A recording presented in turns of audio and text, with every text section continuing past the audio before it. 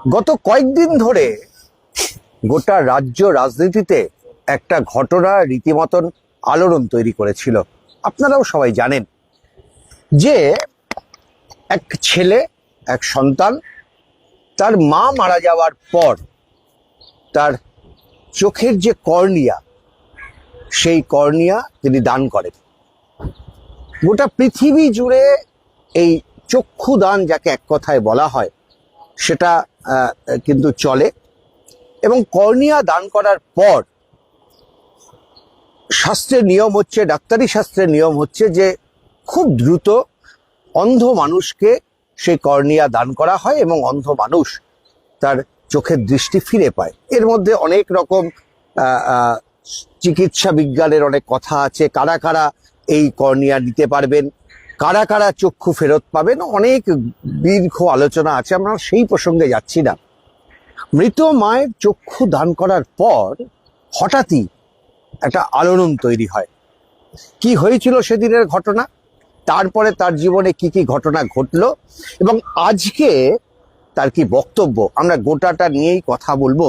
আমার সঙ্গে এই মুহূর্তে রয়েছেন আমির শেখ, কৃষ্ণনগরে বাড়ি।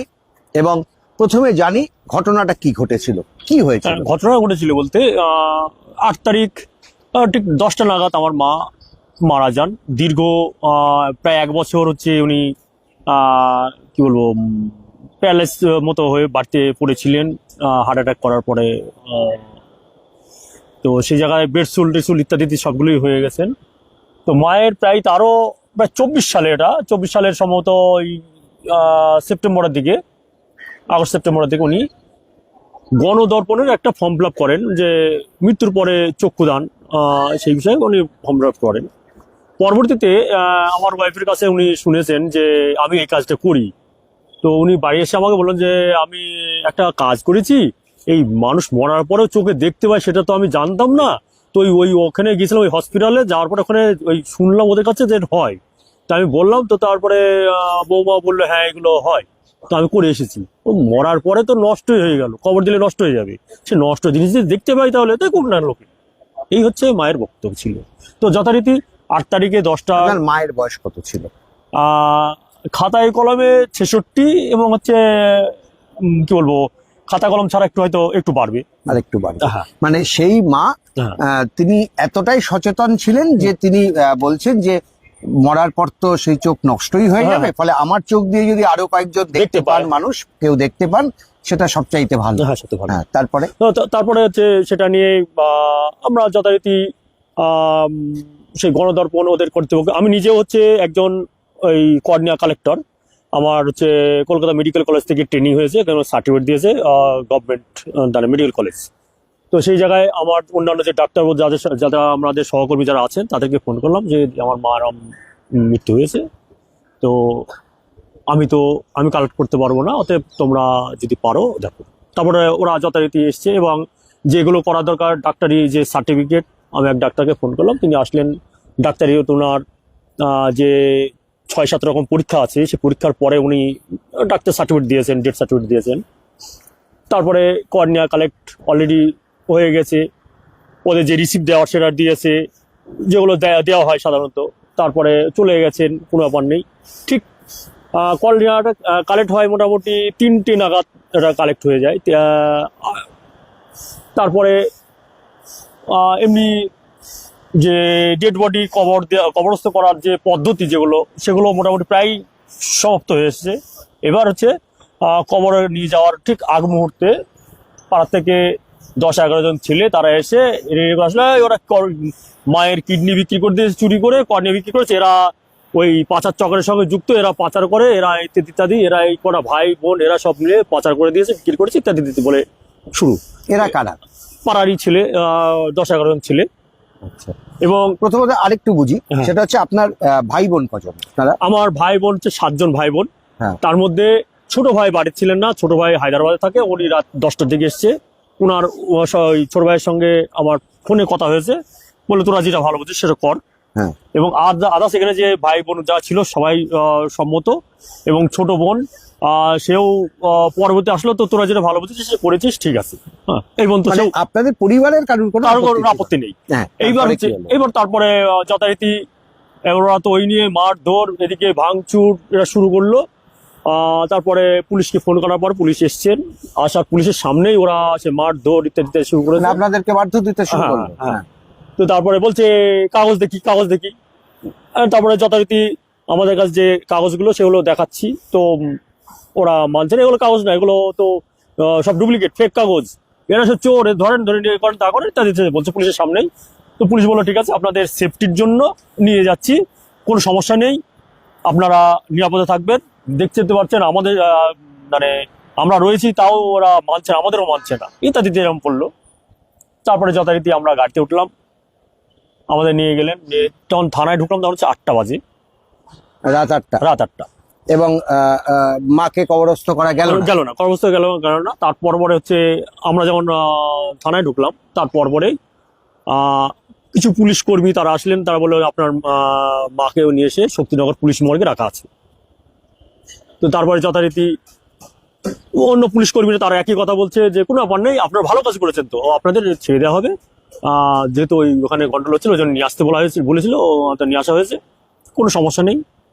যাই হোক, এবার রয়েছি ঠিক রাত 1টার সময়, তখন কিছু পুলিশ কর্মী তারা এসে বলছে জানি না আইসি সাহেব কি করলেন, কি বুঝলেন, আপনাদের কাছে এটা করা ঠিক হয়নি আইসি সাহেবের। ওনারা এই কথা বলছে, একই কথা, জানি না আইসি সাহেব কি বুঝলেন। কজনকে অ্যারেস্ট করেছিল, মানে কজনকে আটক করেছিল? হ্যাঁ, এবার সেই আটকটা হচ্ছে আমাকে, আমার বড়দা, আমার ওয়াইফ এবং 2 বোন, 3জনকে, মোট 5জনকে আমাদের আটক করে। আচ্ছা। এবং হচ্ছে 1টার সময় তখন জানতে পারলাম যে আমাদের নামে এফআইআর করেছে। আচ্ছা।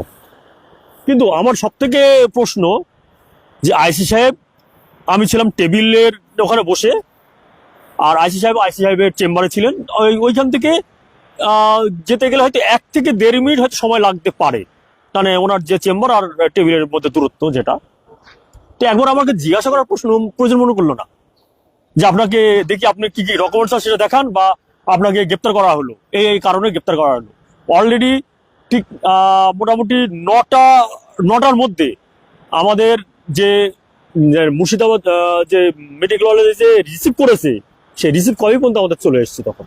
আচ্ছা, তারপরে? এবার সবগুলো দেওয়া হয়েছে, দেওয়ার পরেও জানি না উনি দেখেছেন কিনা, বা ওনার দেখার সেই শিক্ষাগত যোগ্যতা আছে কিনা সেটা আমার জানা নেই। তো সেই জায়গাতে পরবর্তীতে আপনাদের মিডিয়া বন্ধুর কাছে কিছু মিডিয়া বন্ধুর কাছে উনি বিবৃতি দিয়েছেন যে মৃত্যুর আগে তার হচ্ছে অঙ্গীকার করা বাধ্যতামূলক, তারপরে যতগুলো ফ্যামিলি সদস্য আছে তাদের স্বাক্ষর করা বাধ্যতামূলক। কিন্তু জানি না উনি এই আইন কোথায় পেলেন, উনি ভারতবর্ষের আইন কথা বলছেন না অন্য দেশের আইন কথা বলছেন সেটা জানি না। আচ্ছা, তারপরে আপনার কি হলো? এবার যথারীতি আমাদের 2টোর সময় কোর্টে তুললো, তার আগে মেডিকেল করিয়ে 2টোর সময় মেডিকেল নিয়ে গেলেন। তখনও আমার মায়ের ডেড বডি হচ্ছে পুলিশ মর্গেই রয়েছেন, কৃষ্ণনগর পুলিশ মর্গে।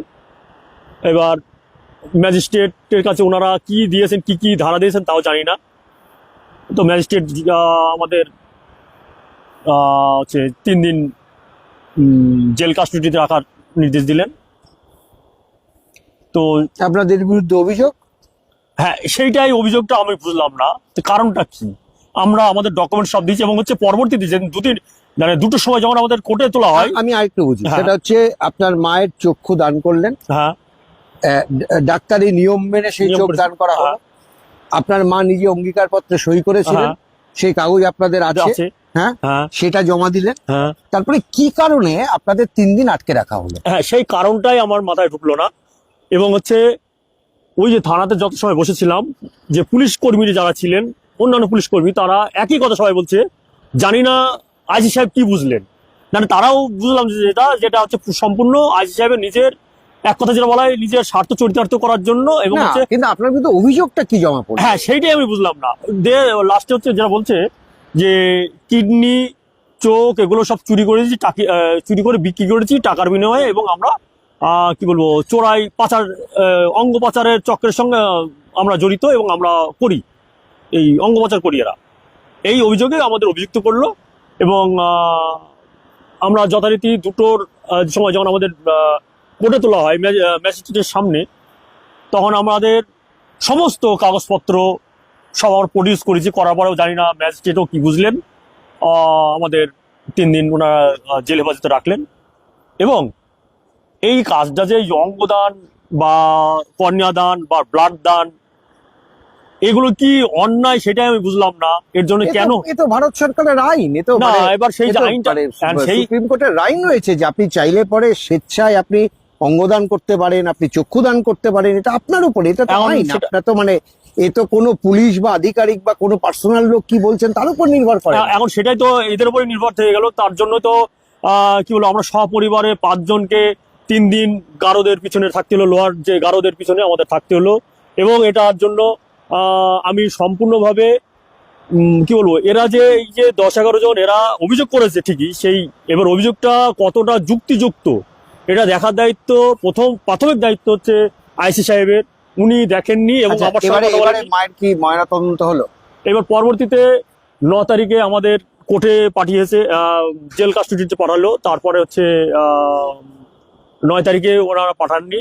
10 তারিখে কল্যাণীতে পাঠিয়েছিলেন মায়ের ময়নাতদন্তের জন্য, সে ময়নাতদন্ত করেছে। তারপর 10 তারিখেই ওনার কবরস্থ করা হয়। এবং সেটা হচ্ছে আমার অন্যান্য ভাই যা ছিল তাদেরকে দিয়ে করিয়েছে। মানে মায়ের কে মাটি দেওয়ার জন্য আপনারা থাকতে পারলেন না, আমরা থাকতে পারলাম না। আমরা পরিবারের যে 5 জনকে গ্রেপ্তার করেছে এখানে আমরা কেউই থাকতে পারলাম না। আমরা তখন হচ্ছে গারদের পিছনে।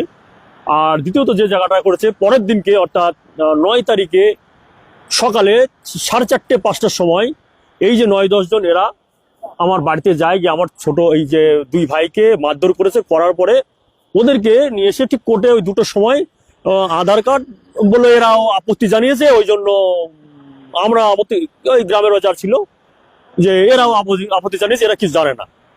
অথচ যে কন্যা দানের পরে যে ডাক্তারবাবু যে ছবিটা তুলেছেন পরিবারের তাদের সঙ্গে, ওখানে যে 2 ভাইকে দেখাচ্ছে যে এরা অভিযোগ করেছে তাদের সই রয়েছে, বা তাদের 2 জনেরই ওয়াইফ ওখানে রয়েছে। ছোট ভাই ছিল না, তার সঙ্গে ফোনে কথা এবার হয়েছে। আমাকে বলেন হ্যাঁ। যে তারপরে আপনারা জামিন পেলেন? না, জামিন পেলাম বলতে সেটা হচ্ছে 12 তারিখে জামিন। কি বলবো, সে তো আমি যে কাজটা করেছি এটা যদি অপরাধ হয় তাহলে জামিনের কথাটা বলবো যে হ্যাঁ আমি অপরাধী, এর জন্য জামিন নিয়েছি। কিন্তু যে কাজটা করেছি এটা কি ভারত সরকার কি এটাকে না না, আপনাকে আইনগতভাবে জামিন দেওয়া হলো, হ্যাঁ বলা এবং হলো, হ্যাঁ এবং এবং কেস চলবে। হ্যাঁ, কেস চলবে। আচ্ছা, ময়না তদন্তে কি কি আপনারা পেলেন? ময়নাতদন্তে শুধু একটাই রিপোর্ট দিয়েছে যে কর্নিয়া ছাড়া সবই ঠিক আছে। ঠিক আছে, ঠিক আছে। তাহলে এবারে বলুন, আমি কয়েকটা বিষয় কনফার্ম করি। এক হচ্ছে যে এই যে লোকগুলো যারা এই আপত্তিটা করলো, এরা কারা? এরা হচ্ছে পাড়ারই ছেলে। এদের কোনো রাজনৈতিক পরিচয়? না, আমি মানে স্বতঃস্ফূর্ত ভাবে এরা কোনো মেম্বার না, প্রধান না, বা কোনো রাজনৈতিক দলের সরাসরি ভোটে কোনো দাঁড়ায়ও নি। হ্যাঁ, ভোট দেওয়ার অধিকার আছে। এবার সেই মতোই ভোটের দিনই মানে যা এরা সরাসরি কোনো রাজনৈতিক দলের লোক না, না। না, না। এক। 2 হচ্ছে যে যখন এই গোটা ঘটনাটা ঘটছে, হ্যাঁ। তখন কোনো রাজনৈতিক প্রভাব, কোনো রাজনৈতিক চাপ আপনাদের উপরে অথবা এদের উপরে ছিল? And ওদের উপরে জানি না ওরা সেটা কি করেছে, কিন্তু আমাদের উপরে কোনো রাজনৈতিক চাপ ছিল না। কারণ হচ্ছে পাড়ার একজন যে মেম্বার আছে সে ওখানে গিয়ে বলতে গেছিল যে আরে ওদের মা ও কন্যা দিয়েছে না দিয়েছে সে ওরা দেখে নিক, সে এই ধরো এরকম ভাবে বলেছে। তো তাকে তো তোরা এখানে বলবি কেন, ঠিক সে ওই কথাটা বলাতে তাকে আবার দেখি এরা তাড়া করেছে আর কি। আচ্ছা, হ্যাঁ, তাকে তাড়া করেছে। এই যে 12-13 জন ছেলে, হ্যাঁ, হ্যাঁ। এরা কি এলাকায় খুব প্রভাবশালী? হ্যাঁ, এখন হিসাবে সেটা এই এদের সামনে পাড়ার আরো যে যারা রয়েছে তারা কেউ কোনো কথা খুলবে না বা মুখ খুলবে না, মুখ মানে খুলে না। এমনি প্রভাবশালী, এমনি কোনো প্রভাবশালী। রাজনৈতিক পরিচয় না। ছাড়া? হ্যাঁ, সরাসরি কোনো রাজনৈতিক প্রভাব নেই, ব্যাকগ্রাউন্ডে থাকতে পারে সে ব্যাপারটা আলাদা। আচ্ছা, আপনি টার্গেট কেন? আমি অ্যাকচুয়ালি যে আমি কি কাজ করি বা কি করি না, আমি বিভিন্ন সংগঠন বা বিভিন্ন কাজের জন্য সঙ্গে যুক্ত। একমাত্র যেটা হচ্ছে আমার মূল উদ্দেশ্য বা আমার বাবা মা বা ঠাকুমা বা আদার্স যারা আছে আমার যারা পথপ্রদর্শক, তাদের নির্দেশ যেটা যে মানুষের ভালো করো। তো মানুষের ভালোর জন্য আমি বিভিন্ন সময় বিভিন্ন সংগঠন বিভিন্ন কাজের সঙ্গে যুক্ত থাকি আমি। আর পেশাগত দিক দিয়ে আমি শিক্ষক, এবং তার সঙ্গে বিভিন্ন সময় বিভিন্ন কাজে আমাকে পাবেন বা দেখতে পাবেন, আমি রয়েছি মানুষের ভালোর জন্য। আমরা এবার শেষ করতে হবে, আমি কয়েকটা বিষয় একটু আরেকবার কনফার্ম হই। হ্যাঁ। প্রথম কথা হচ্ছে যে এই যে দুই ভাই হ্যাঁ আপনাদের বিরুদ্ধে হ্যাঁ। বলে পাড়ার লোকরা প্রচার করলো, হ্যাঁ, হ্যাঁ। আপনারা সব একসাথে আছেন এখন? হ্যাঁ, এখন একসঙ্গে। তারা ওরা হচ্ছে পরের দিনকে 12 তারিখে ম্যাজিস্ট্রেটের সামনে বলেছে না আমরা তো কোনো অভিযোগ করিনি, আর হচ্ছে আমাদের পাড়ার ওরা আমাদের চাপ দিয়ে এটা বলেছিল যে তোরা অভিযোগ করেছিস, কিন্তু ওরা আমাদের কাছে শুধু বলেছে না ওই মায়ের ডেড বডি নিতে গেলে পরে ওই তোদের আধার কার্ড লাগবে, ওই জন্য দিয়ে এইটাই হ্যাঁ। দিয়েছি আমরা। দুই হচ্ছে যে মানে আপনারা মানে আপনার মা স্বীকৃত দিয়েছে, কিন্তু কোথাও কোনো বাধা থাকে মানে ধর্মীয় ভাবে বা কোনো জায়গায় এরকম কোনো বাধার কোনো ব্যাপার থাকে? না, এটা আমি যতদূর জানি এটা কোনো বাধার কোনো বিষয় নয়। কারণ হচ্ছে যদি ধর্মীয় দিক দিয়ে দেখা হয়, মানে যে কমিউনিটি, যে আমি মুসলিম সম্প্রদায়ের মধ্যে রয়েছি, মুসলিম সম্প্রদায়ের যে সারা বিশ্বে আরো প্রায় 50-52টা দেশ রয়েছে, তাদের চিকিৎসা ব্যবস্থা চলে কি করে? তাহলে ধর্মীয় ব্যাখ্যাটা কেন নয়? একদম। মানে তার মানে দেখুন যে আজকে আপনার মা কতটা মানে ভাবতে পারতেন যে 60 বছর 67 বছরের বয়স্ক, 66-67, তিনি নিজে বলছেন যে তিনি চোখ দান করতে চান, কারণ তার চোখ দিয়ে আরো দুজন মানুষ পৃথিবীর আলো দেখতে পাবেন।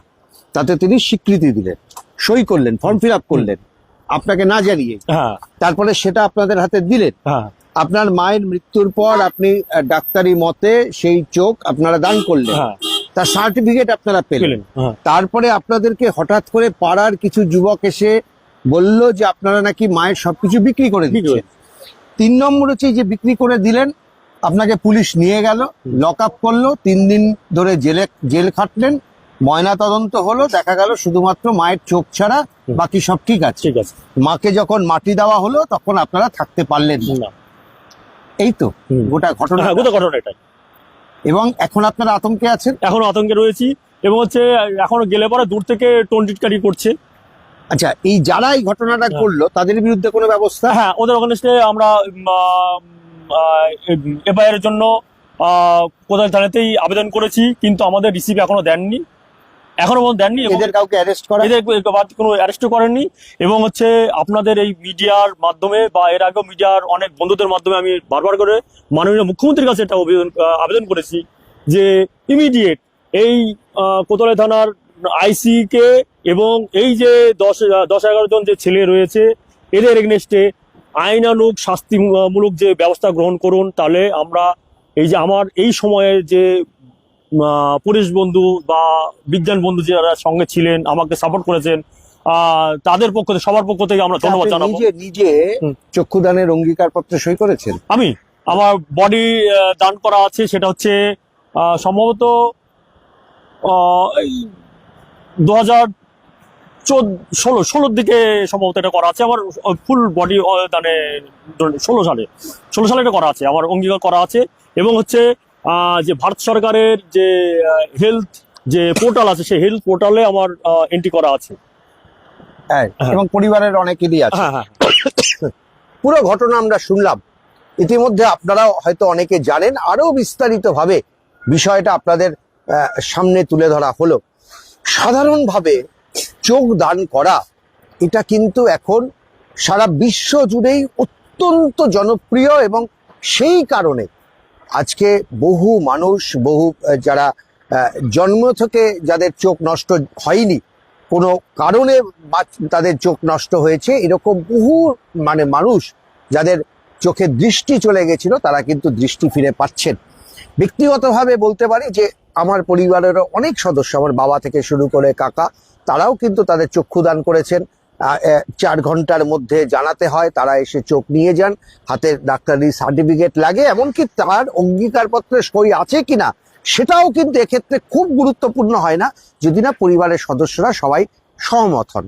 দ্বিতীয়ত, দেহদান করার ক্ষেত্রেও কিন্তু একই বিষয়, যে বহু মানুষ বললেন মাস্টারমশাই যে তিনি নিজে এই অঙ্গীকারপত্রে সই করেছেন যে তার মৃত্যুর পর তিনি দেহ দান করতে চান। প্রশ্ন হচ্ছে কারা এই ঘটনাটা ঘটালো? কে সেই 12-15 জন যুবক যারা একটা মিথ্যে কথা বলে মানুষকে বিভ্রান্ত করে পুলিশের ওপর চাপ তৈরি করে এদেরকে 3 দিন পর্যন্ত জেল খাটালেন? দ্বিতীয় প্রশ্ন, কারাই পুলিশ আধিকারিক? কি কারণে এই পুলিশ আধিকারিক কোনো রকম ভাবে কোনো তদন্ত না করে তাদের বিরুদ্ধে এফআইআর করে দিলেন, তাদেরকে জেলে পাঠিয়ে দেওয়া হলো, তাদের বিরুদ্ধে ইসে দাঁড়িয়ে আদালতে দাঁড়িয়ে বলা হলো যে এরা দেহ বেচে খায়, এরা মায়ের অঙ্গ প্রত্যঙ্গ বিক্রি করেছেন, এরা এই পাচার চক্রের সঙ্গে যুক্ত। কোনো মৃত মানুষের কিডনি কাজে লাগে কিনা এই প্রশ্ন উঠবে না? একজন আধিকারিক এই কাজ করলেন। তৃতীয় প্রশ্ন, যে যারা এই ঘটনাটা ঘটালো তারা এখনো পর্যন্ত জেলের বাইরে বহাল তবিয়াতে ঘুরে বেড়াচ্ছেন, আর যিনি নিজের মায়ের চোখ দান করলেন, এরকম পরিবারের 5 সদস্য তাদেরকে থাকতে হলো জেলের ভেতরে, এমনকি মায়ের মাটি দেওয়ার সময়ও তারা উপস্থিত থাকতে পারলেন না। যে ভাইদের নামে অভিযোগপত্র জমা দেওয়া হয়েছিল সেই পরিবারের সদস্যরা সবাই একসঙ্গে আছেন, ভাইরা গিয়ে বলছেন যে তাদেরকে জোর করে এই কাজ করানো হয়েছিল। দাবি করেছেন তারা যে এই পুলিশের বিরুদ্ধে ব্যবস্থা নিতে হবে, কেন এই ঘটনা পুলিশ আধিকারিক করলো তার বিরুদ্ধে ব্যবস্থা নিতে হবে। মুখ্যমন্ত্রীর কাছে তিনি আবেদন করেছেন গ্রামের এই শিক্ষক যে যারা এই ঘটনাটা ঘটালো তাদের বিরুদ্ধে প্রশাসন এখনো নীরব, শুধুমাত্র তাদের 3 দিনের জেল খাটানা, ভবিষ্যতে কোনো যুবক তার মায়ের চক্ষুদান বা পরিবারের সদস্যদের মৃত্যুর পর চক্ষুদান করতে গেলে 5 বার ভাববেন যে তাদের ক্ষেত্রেও এরকম ঘটনা ঘটবে কিনা। এটা সমাজের পক্ষে অপরাধ, সমাজের পক্ষে ব্যাধি, কোনো রাজনৈতিক গণ্ডির মধ্যে না। এই সামাজিক অপরাধ যারা করলেন তাদের বিরুদ্ধে কেন ব্যবস্থা নেওয়া হবে না? কেন তাদের বিরুদ্ধে এখনো প্রশাসন নীরব? কি কারণে 12-13 জন যুবক তারা এই আস্পর্ধা দেখাতে পারে যে জোর করে তাদের উপর চাপ সৃষ্টি করে, ভাঙচুর করে, মারধর করে, পুলিশকে বাধ্য করে 3 দিন কাটিয়ে আসলেন জেলের কারাগারে, এখনো পর্যন্ত জামিনে তারা মুক্ত হয়ে রয়েছেন, জানেন না যে শেষ পর্যন্ত মামলা কোথায় গিয়ে দাঁড়াবে। সেই কারণেই গোটা ঘটনা আমরা আপনাদের সামনে তুলে ধরলাম, এবং অবশ্যই রাজ্যের বহু মানুষ এই ঘটনার প্রতিবাদ নিয়েছেন। প্রথম দিন থেকে গণদর্পণের সদস্যরা তাদের এই মাস্টারমশাইয়ের পাশে রয়েছেন, এবং আগামী দিনও এই ঘটনার যে তীব্র প্রতিবাদ গোটা রাজ্য জুড়ে, দেশ জুড়ে হবে, এতে কোনো সন্দেহ নেই।